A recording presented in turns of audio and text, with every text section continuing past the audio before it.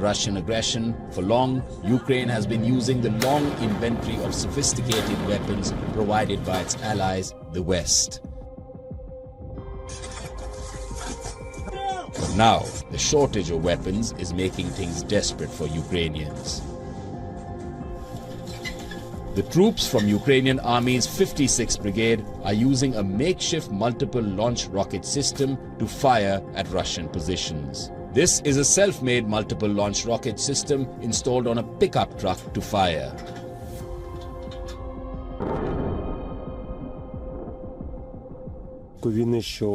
At the beginning of the war, our commandos saw inventive soldiers applying this type of weapon. It's not conventional, it's made from scrap materials. It has impressive characteristics. It is mobile, well maneuverable, and it is fast to unfold. Along with using makeshift weapons, the Ukrainian troops are trying their best to save as much of ammunition.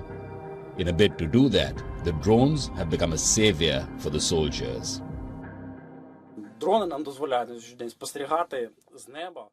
The drones allow us to observe from the sky the exact place of shell explosion.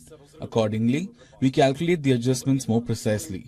The tablets allow us to do it very fast.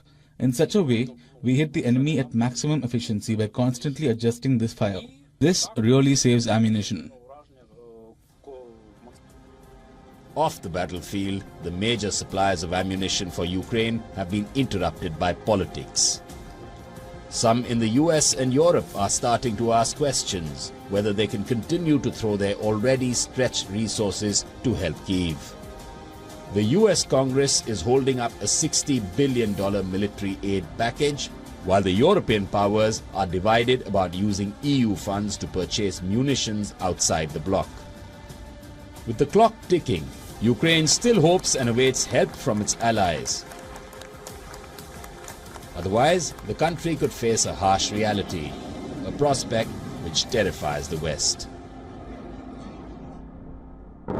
Bureau Report, WION, World is One.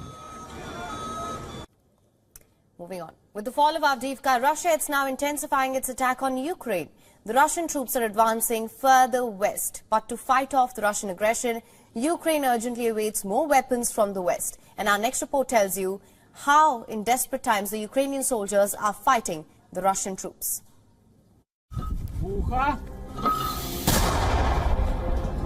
The war continues to haunt Europe and the world.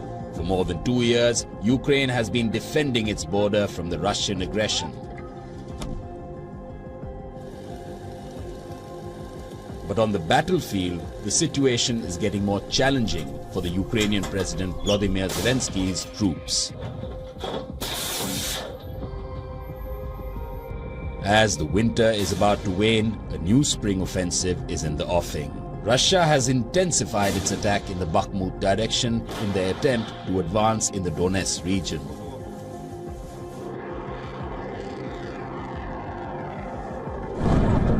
To thwart off the Russian aggression, for long, Ukraine has been using the long inventory of sophisticated weapons provided by its allies, the West. But now, the shortage of weapons is making things desperate for Ukrainians. The troops from Ukrainian Army's 56th Brigade are using a makeshift multiple launch rocket system to fire at Russian positions. This is a self-made multiple launch rocket system installed on a pickup truck to fire.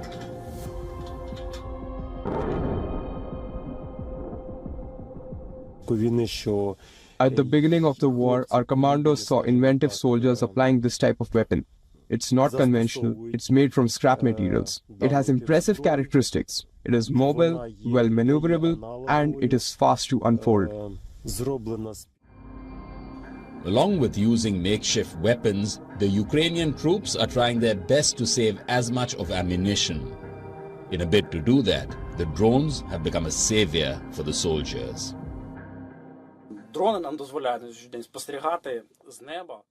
The drones allow us to observe from the sky the exact place of shell explosion. Accordingly, we calculate the adjustments more precisely. The tablets allow us to do it very fast. In such a way, we hit the enemy at maximum efficiency by constantly adjusting this fire. This really saves ammunition. Off the battlefield, the major supplies of ammunition for Ukraine have been interrupted by politics.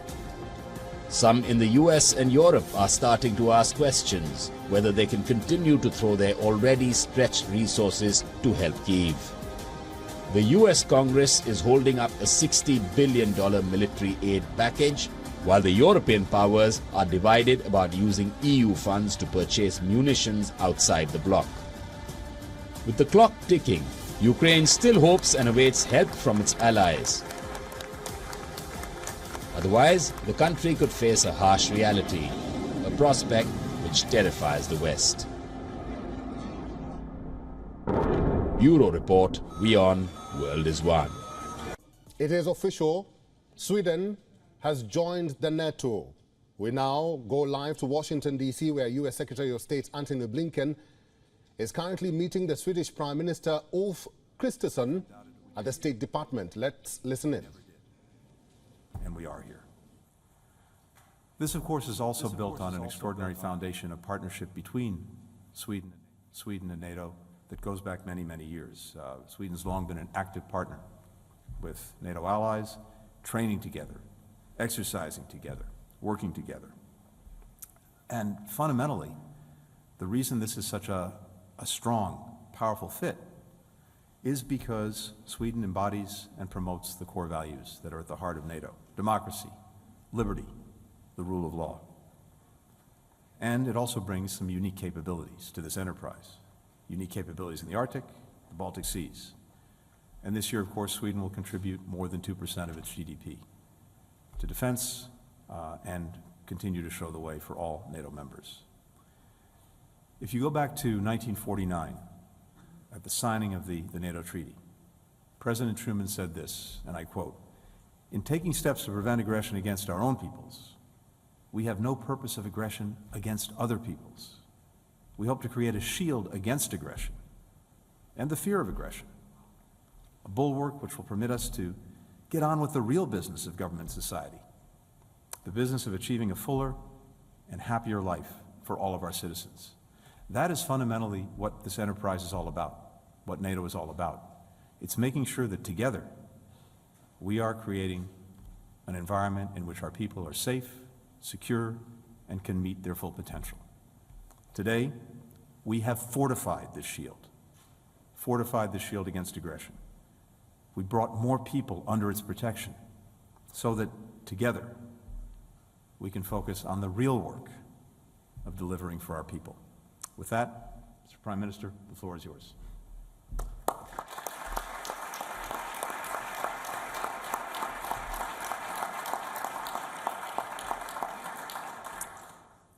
Thank you so much, Mr. Secretary. Anthony, thank you so much. Today is a truly historic day. Sweden is now member of NATO. We are deeply grateful for the overwhelming bipartisan congressional support for Sweden's accession and for the strong leadership from the US administration leading the way on ratification and security assurances. I would personally like to thank both President Biden and you, Secretary Blinken, for your invaluable efforts and personal commitments during the accession process. I would also like to thank all NATO allies who have supported our accession and welcoming Sweden as a 32nd member of the alliance. We are humble, but we are also proud. We will live up to high expectations from all NATO allies. United we stand. Unity and solidarity will be Sweden's guiding light as a NATO member. We will share burdens, responsibilities, and risks with other allies. Today is, as Secretary Blinken said, it's a victory for freedom today. Sweden has made a free, democratic, sovereign, and united choice to join NATO. There is an overwhelming support in our parliament and among our people. That is a strength, both for Sweden and for the alliance. And as a strong democracy, Sweden will stand for the values in the Washington Treaty, signed just a few blocks from here 75 years ago. Freedom, democracy, individual liberty, and the rule of law. Sweden is, as was mentioned now, leaving 200 years of neutrality and military non-alignment behind. It is a major step. All right, that is the Swedish Prime Minister, Ulf Kristersson, giving a speech in Washington, D.C. after Sweden officially joined the NATO alliance. And before that, the U.S. Secretary of State, Antony Blinken, is the one who made the announcement of NATO joining, or of Sweden joining the NATO. Excuse me for that.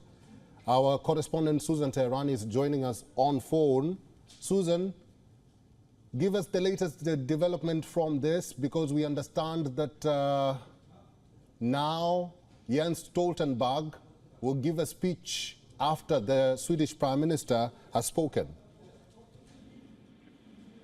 Yeah, you know, the membership is a huge geopolitical boost for NATO, Eric. Alliance members now almost encircle the Baltic Sea, with the exception of that narrow entry to St. Petersburg on the Gulf of Finland and the Russian enclave of Kaliningrad. So it makes life very difficult for Russia's Baltic Sea fleet on the one hand. It also gives the alliance the ability to monitor critical pipelines and cables beneath that surface as well. But Sweden is also a military power. Despite the population of only 10 million, it spent 1.54% of its GPT on defense. And, you know, after centuries of neutrality, it forced it to develop a world-class military-industrial complex, really, if you think about it. From Washington's point of view, this was important. The theatrics was important. It comes right before President Biden is to deliver that State of the Union address. The prolonged Russia war with Ukraine has been really an onus on the American people. And so, you know, this will sort of be something where the president can talk about, you know, a stronger NATO in the face of global threats, so to say, notably from Russia. So, you know, it really, since May of 2022, Sweden has been applying for NATO membership along with Finland as well. But now we see, you know, after some opposition from Hungary, Sweden is part of this alliance that I think will be, you know, something to talk about not only here in Washington, but in European capitals as well. All right, that is our correspondent, Susan Teherani, in New York. And if you're just joining us, the Swedish Prime Minister is in Washington, D.C., where Sweden has officially joined the NATO alliance. Well, in an annual and wide-ranging discussion, the Chinese foreign minister struck a relatively measured tone as he covered ties with Russia and the Ukraine conflict. Wang Yi also spoke on the war in Gaza and Beijing's relations with Washington. The minister stated those who play with fire over Taiwan will get burnt. Now, China views democratically ruled Taiwan as its own territory, ignoring the objections of the government in Taipei.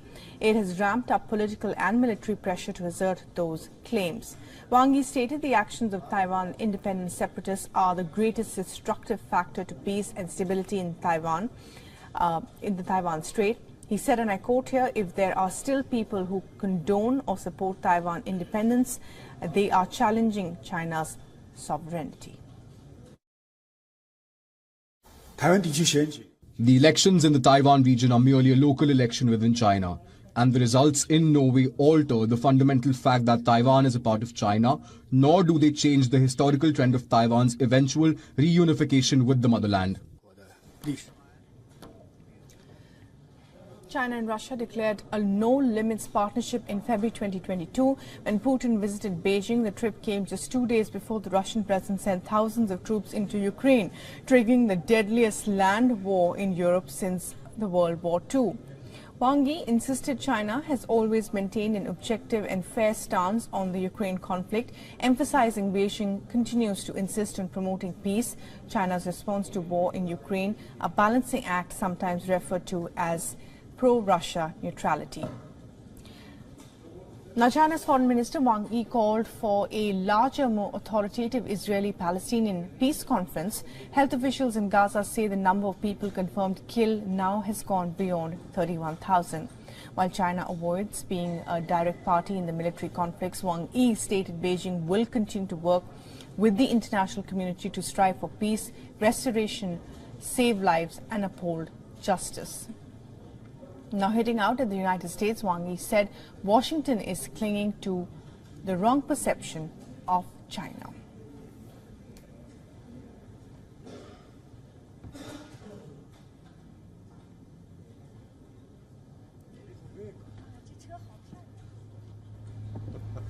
After Sweden, NATO now becomes a 32-nation bloc. Well, the United Kingdom's foreign minister reinforced unity within NATO bloc during his Germany visit, and this comes after a recording of a call among German military officials was leaked by Russian media last week. It was majorly embarrassing for Germany. It included discussions about Germany possibly supplying long-range Taurus missiles to Ukraine.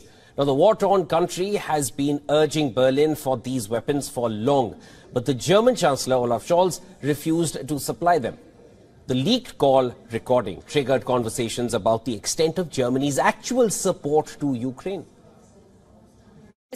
Putin is interested in sowing discord in our alliance and deliberately causing our democracies to falter. We are countering this with our determination and unity because we will not be intimidated by Putin.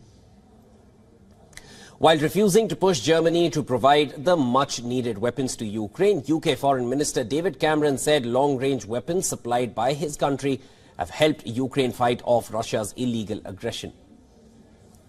Today, there's incredible unity between Britain and Germany and France and America and across Europe in helping Ukraine to fight off this aggression with everything we can. Now, of course, we're going to have areas where we want to discuss what more we can do, what more we can help. And those are the sorts of discussions that good friends and allies with this unity have in private. Taurus missiles can hit targets up to 500 kilometers away. This means these missiles can travel twice as far as the Storm Shadow and Scalp missiles, which have been supplied by UK and France to Ukraine. Taurus missiles would enable Ukraine to reach as far as Moscow. Germany says providing these weapons could amount to getting involved in the war. The 38-minute-long call recording also discussed how UK has been working with Ukraine in deploying Storm Shadow missiles, and it even hinted at the presence of British troops in Ukraine. The call also included a discussion on potential targets that the Taurus missile could help Ukraine reach, including the strategically vital Crimea Bridge. The Kremlin has slammed Germany, calling the audio as blatant self-exposure. Since then, Germany has been trying to reassure its Western allies. Russian President Vladimir Putin has issued an emotional statement on the 2-year-long war in Ukraine. Putin said that any war and any hostilities are a tragedy, referring to Ukraine and other flashpoints in the world. Now, he said, and I'm quoting him, "The situation is difficult. There are many problems and many flashpoints. We have a conflict with our neighbors nearby. Hostilities are underway. And could it be more problematic?" Putin added that it is always a tragedy when people fight each other. Putin made these remarks during a meeting with the World Youth Festival participants. The statement comes as Russia's military campaign is gaining momentum with the capture of more cities and villages in Ukraine. Varying estimates say more than 100,000 people have been killed since the war began in the year 2022. Millions of Ukrainians were also displaced in the wake of the war, as their cities stand razed to ruins.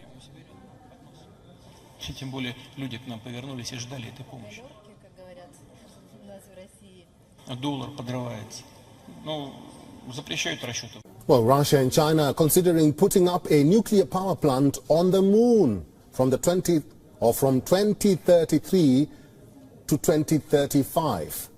Yuri Borisov, the head of Russia's space agency Roscosmos, says the move will one day allow lunar settlements to be built.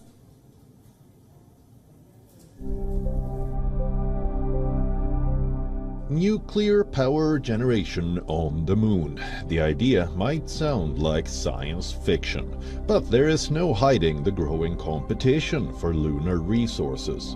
Solar power, the mainstay of current missions, has limitations on the moon's perpetually shadowed regions. On the other hand, nuclear power could provide an abundant energy source. The head of Russia's space agency, Roscosmos, says nuclear power could one day allow lunar settlements to be built. Also, not to mention, it is all about a new space race. The Cold War saw the US and USSR locked in a space duel. In 1957, the Soviets won the first lap by launching Sputnik, the world's first artificial satellite.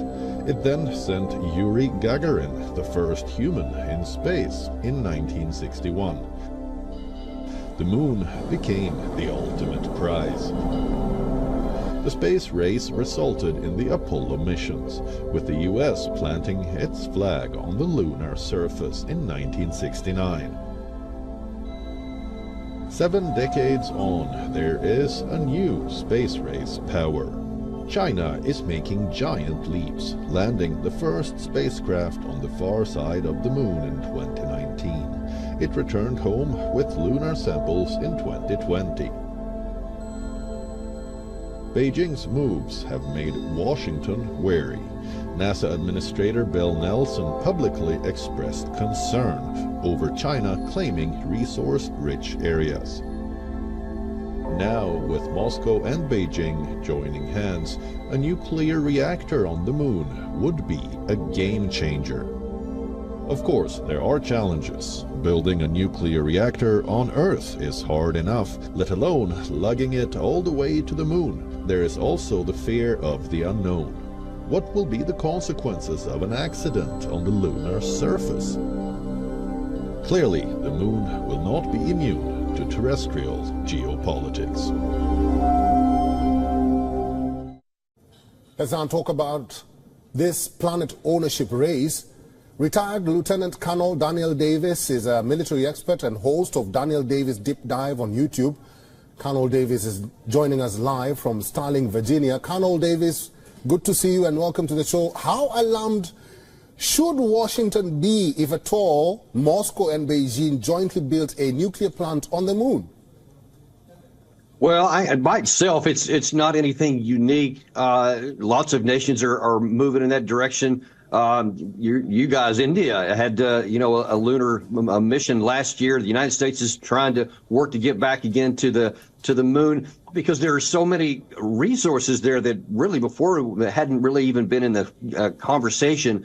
But now then there are, because there's a great many minerals and other kinds of useful items that could be mined from the moon to bring back. So it's a natural next level process where nations are going to compete with each other to go. But I will tell you, the one thing that does concern me a little bit is part of this operation. I believe it was the Chinese side that announced that they're developing what they called a cyclopean vehicle that will go back and forth and move around in space to collect debris out of orbits and also items out of orbits, which of course that has dual use. It could be used for civilian purposes to clean up problems, but it could also be used offensively to take out enemy satellites. That's one of the things I'd be looking at.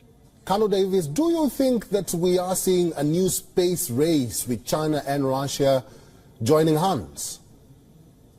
Without question, I think. And of course, you have the United States, you have Europe in the hunt, you have India in the hunt. I mean, literally, anyone who has the technological capacity and the resources is in this race. And it's definitely another one. It's just again, I mean, you have, underwater, you have surface, you have on land, you have in the air, and now you have in space. It's just the next domain that humans are going to compete in, and it's not going away anytime soon.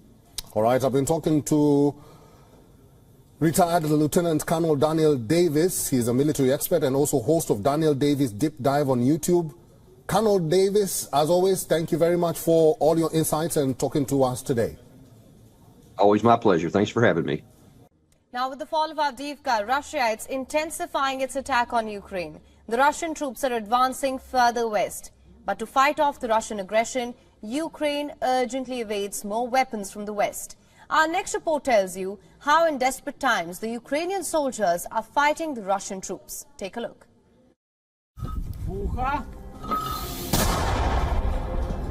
The war continues to haunt Europe and the world.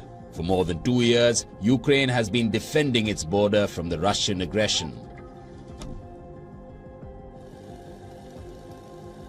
But on the battlefield, the situation is getting more challenging for the Ukrainian President Volodymyr Zelensky's troops.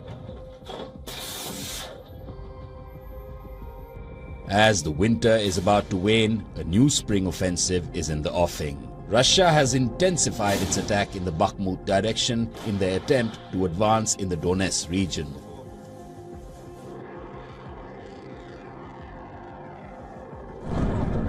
To thwart off the Russian aggression, for long, Ukraine has been using the long inventory of sophisticated weapons provided by its allies, the West.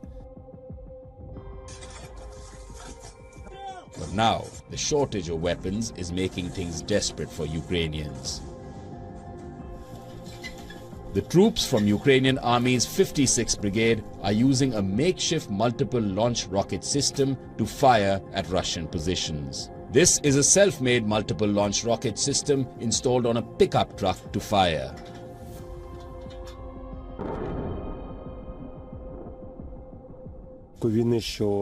At the beginning of the war, our commandos saw inventive soldiers applying this type of weapon. It's not conventional, it's made from scrap materials. It has impressive characteristics. It is mobile, well maneuverable, and it is fast to unfold. Along with using makeshift weapons, the Ukrainian troops are trying their best to save as much of ammunition. In a bid to do that, the drones have become a savior for the soldiers.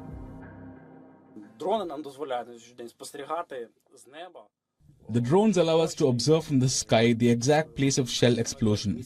Accordingly, we calculate the adjustments more precisely. The tablets allow us to do it very fast.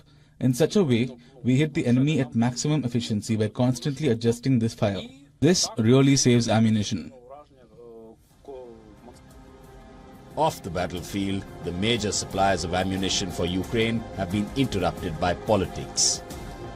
Some in the US and Europe are starting to ask questions whether they can continue to throw their already stretched resources to help Kyiv. The US Congress is holding up a $60 billion military aid package, while the European powers are divided about using EU funds to purchase munitions outside the bloc. With the clock ticking, Ukraine still hopes and awaits help from its allies. Otherwise, the country could face a harsh reality, a prospect which terrifies the West. Bureau Report, WION World is One. Now, it was a close shave for the Ukrainian President Volodymyr Zelensky and Greek Prime Minister Kyriakos Mitsotakis on the front lines of the Ukraine war. And this happened because a Russian missile detonated mere hundreds of meters away from the meeting where both the leaders were present, during a visit to the Black Sea port of Odessa, and this happened on Wednesday. Now, early in the morning, Ukrainian Air Force issued a ballistic missile threat alert across the region. According to media reports, the missile struck merely 500 to 800 meters away from the delegation. However, no official reports were made public up until the joint press conference between the Ukrainian president and the Greek prime minister. The Ukrainian Navy has claimed that while this incident marks the closest encounter for the Ukrainian president, the strike which killed 5 was likely not intentioned to target the leader.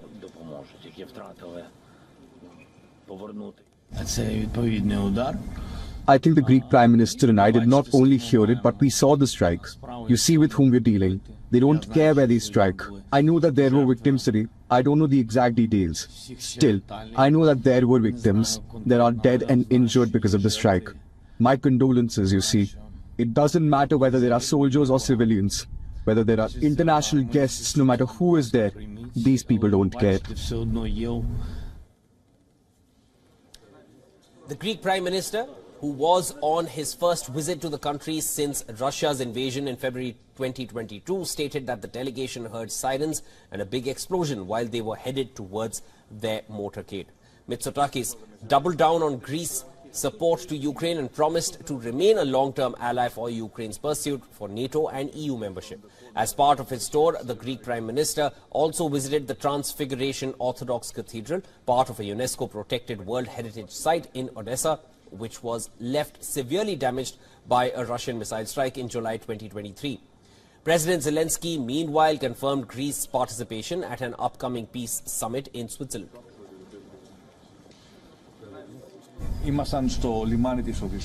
We were at the port of Odessa and President Zelensky and his staff gave us a tour, explaining to us on the one hand the importance of the port for Ukraine's exports and on the other hand showing us the significant damage to this critical infrastructure has suffered when we heard some sirens.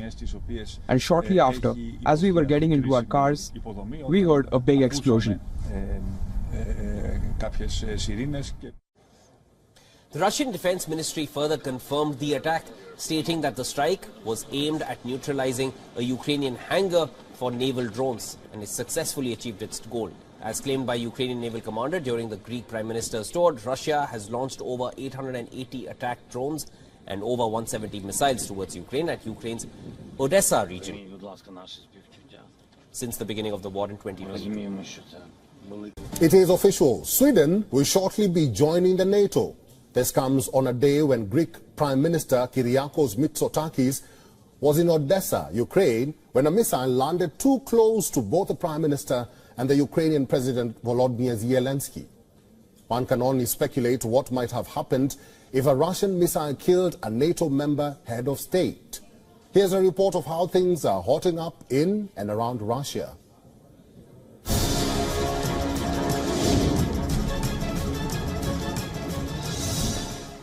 A Russian missile strike and a near-catastrophic explosion in Odessa, Ukraine. What has chilled the world is that the blast took place during a meeting between Ukrainian President Volodymyr Zelensky and Greek Prime Minister Kyriakos Mitsotakis.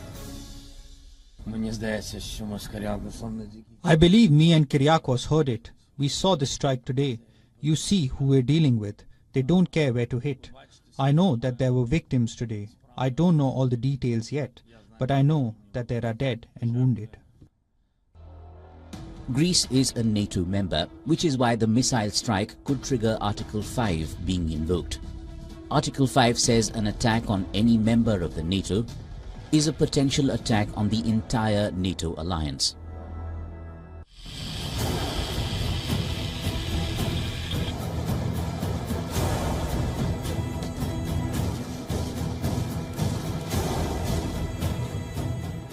The already tense situation is being stretched to breaking point by escalating tensions by both sides.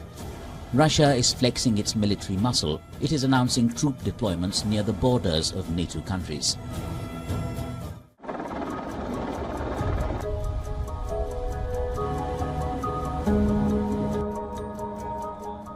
The deployments come in the wake of massive NATO exercises in Sweden and Finland, a clear display of the alliance's support for its northernmost members.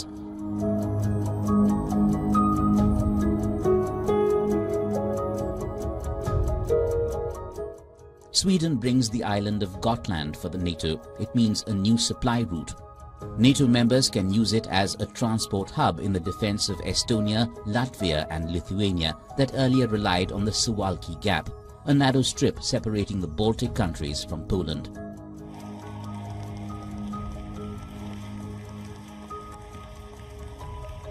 With NATO inching closer to its border, the Russian president isn't taking things lightly. Why can't Russia do this? Stand up for our own people, and not somewhere 1,000 kilometers from our national borders, but right next to us. Moreover, people turned to us and waited for this help. I don't want to go into details now.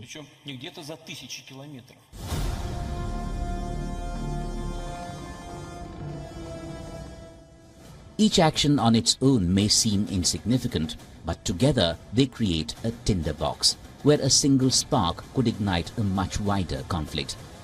As the world watches in horror, Chief of the Military Academy of the Russian General Staff is warning of a full-blown war in Europe. Bureau Report, WION World is One. William Courtney is an adjunct senior fellow at RAND Global think tank. He's now joining us live from Washington, D.C. Mr. Courtney, welcome to the show. I want to know your thoughts about these two developments. First, Sweden officially becoming a NATO member a day after one of the NATO member heads of state was nearly killed by a Russian strike in Ukraine. Those are quite separate incidents. What's important about the Swedish and Finnish entry is that neither had wanted to join NATO until Russia launched its full-scale invasion of Ukraine 2 years ago. And then suddenly the mood changed in those countries really quite remarkably. Both countries had cooperated with NATO informally for years, but now they're full-fledged members. Mr. Courtney, Russia just got within 150 meters of an Article 5, with news of the strike in Odessa almost hitting the Greek Prime Minister. While the strike occurred in Ukraine, which is not a NATO member, social media users noted that it was unclear whether Article 5 could be triggered by a NATO member's presence in a war zone. With that in mind, do you think Russia was trying to make a statement? And if so, what statement was that? Well, Russia has been pretty often assassinating people that it regards as opponents. So this may not be an Article 5 issue. That's an attack on a country. But this is more like an assassination of a kind that we've seen in a number of situations. Of course, most prominently, Alexei Navalny, most recently.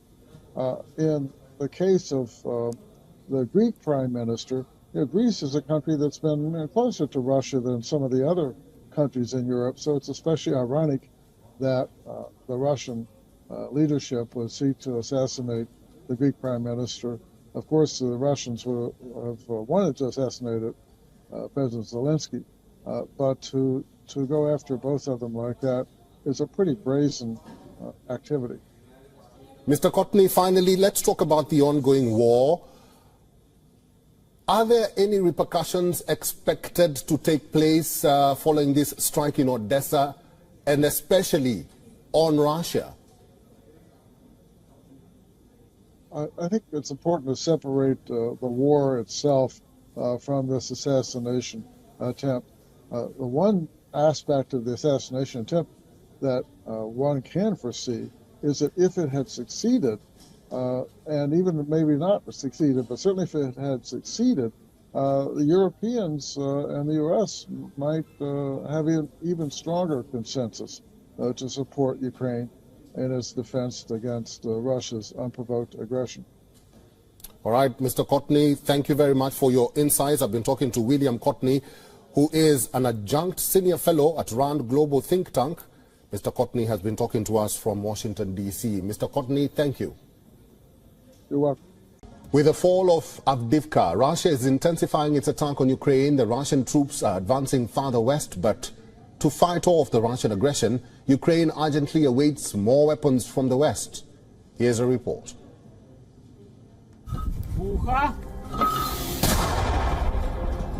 The war continues to haunt Europe and the world. For more than 2 years, Ukraine has been defending its border from the Russian aggression. But on the battlefield, the situation is getting more challenging for the Ukrainian President Volodymyr Zelensky's troops.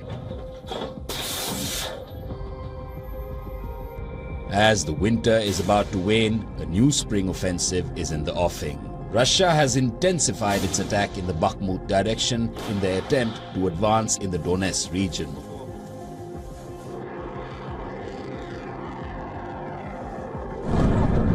To thwart off the Russian aggression, for long, Ukraine has been using the long inventory of sophisticated weapons provided by its allies, the West. But now, the shortage of weapons is making things desperate for Ukrainians. The troops from Ukrainian Army's 56th Brigade are using a makeshift multiple launch rocket system to fire at Russian positions. This is a self-made multiple launch rocket system installed on a pickup truck to fire.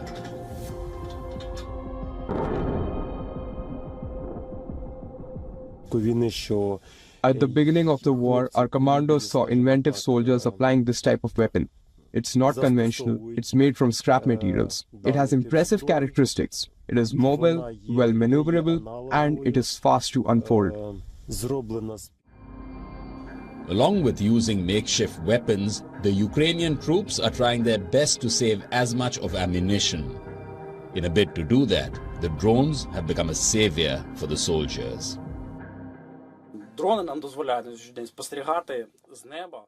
The drones allow us to observe from the sky the exact place of shell explosion. Accordingly, we calculate the adjustments more precisely. The tablets allow us to do it very fast. In such a way, we hit the enemy at maximum efficiency by constantly adjusting this fire. This really saves ammunition. Off the battlefield, the major supplies of ammunition for Ukraine have been interrupted by politics. Some in the US and Europe are starting to ask questions whether they can continue to throw their already stretched resources to help Kyiv. The US Congress is holding up a $60 billion military aid package, while the European powers are divided about using EU funds to purchase munitions outside the bloc. With the clock ticking, Ukraine still hopes and awaits help from its allies. Otherwise, the country could face a harsh reality, a prospect which terrifies the West. Bureau Report, WION, World is One. Moving on. With the fall of Avdiivka, Russia is now intensifying its attack on Ukraine. The Russian troops are advancing further west. But to fight off the Russian aggression, Ukraine urgently awaits more weapons from the West. And our next report tells you how, in desperate times, the Ukrainian soldiers are fighting the Russian troops.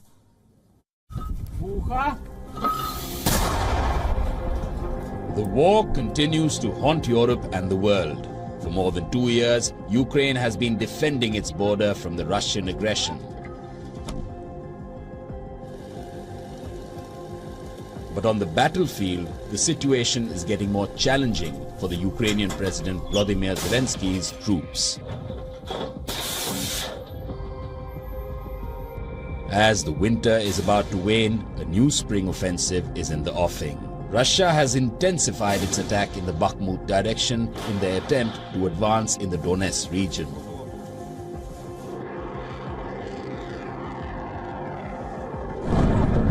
To thwart off the Russian aggression, for long, Ukraine has been using the long inventory of sophisticated weapons provided by its allies, the West. But now, the shortage of weapons is making things desperate for Ukrainians. The troops from Ukrainian Army's 56th Brigade are using a makeshift multiple launch rocket system to fire at Russian positions. This is a self-made